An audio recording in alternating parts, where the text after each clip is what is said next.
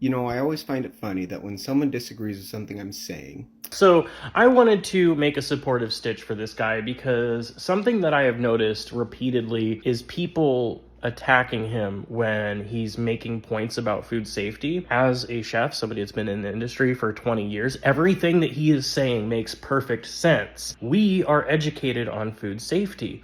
I had to take a food safety course, not just the regular food safety course, but Manager Serve Safe Certified, where we learn about things like Shiga toxin, botulism. We learn about past outbreaks. We learn about how to handle them in the restaurant. If there is an outbreak, what are the protocols that a manager needs to know, to handle the situation. And what I see a lot is people making comments like, well, when you're poor, you can't afford to throw food away. Cooking for 20 years, I wasn't fucking rich for most of that time. Like, I don't know if you know this, but cooks don't make a lot of money.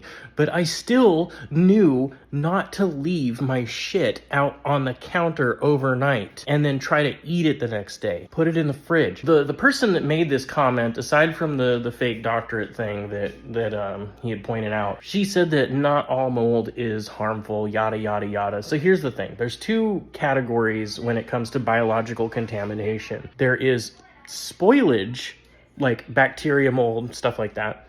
And then there are harmful bacteria, mold, toxins, viruses. Some of these include things like viruses like hepatitis A. Just recently, there was an outbreak of hepatitis A in frozen strawberries because of water that hadn't been treated correctly. So that's an example of something. When it comes to certain types of bacteria like salmonella, if you cook chicken to 165 degrees, it generally will kill off all of the salmonella. But there are other things like ground beef that can produce E. coli. Now, the bacteria of E. coli can be easily killed off. However, Shiga toxin is produced from the E. coli, and that toxin is what makes you sick, and that can't be cooked out of food. And I think it technically can be cooked out, but it's like 195 or 200 degrees. It's some ridiculous, like you'd have to overcook the shit out of the food. Most people don't know this, but we have this thing in a kitchen, in a back of house, called the temperature danger zone.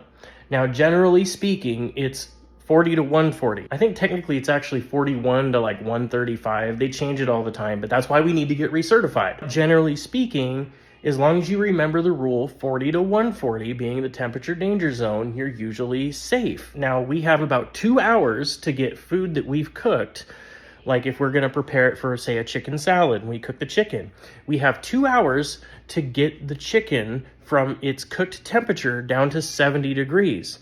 And then we have an additional 4 hours to get it from that 70 degrees down to the... And if we don't do that, guess what we have to do to it? We have to throw it away because of the potential risk of bacterial growth after we cooked the chicken.